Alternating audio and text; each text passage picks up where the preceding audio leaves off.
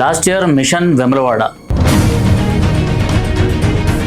And ఈసారి వచ్చేసి మన జోగులాంబ ఆలయం ఏదైతే ఉందో ఆ ఆలయంకి సంబంధించిన ప్రాంతంలో ఉన్న దర్గాను తీసేస్తామనేసి శపథం వేసాడు మన నూనె ముంతల రవీంద్ర గౌడ్ అన్న.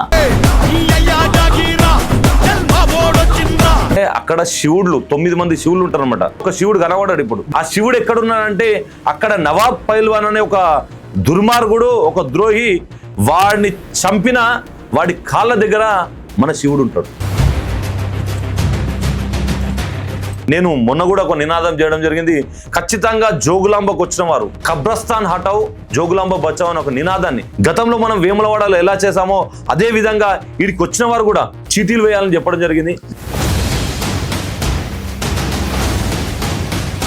మన సెక్యులర్ హిందువులను కూడా అడుగుతున్నాను. సెక్యులర్ హిందువులారా, ఆలోచించరా మూర్ఖులారా, మీరు సెక్యులర్ హిందువులై మీరు అంటున్నారు కదా అన్ని మతాలు అన్ని కులాలు ఒకటే అని.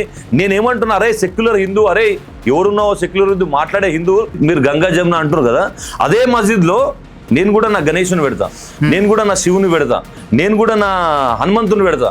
మీరు ఒప్పుకుంటారా? మేము అప్పుడు గంగా జమున అని మేము అంటాం. నేను కూడా అంటా. నేను ప్రత్యక్షంగా వచ్చి నేను మస్జిద్లో నమాజ్ చేస్తా.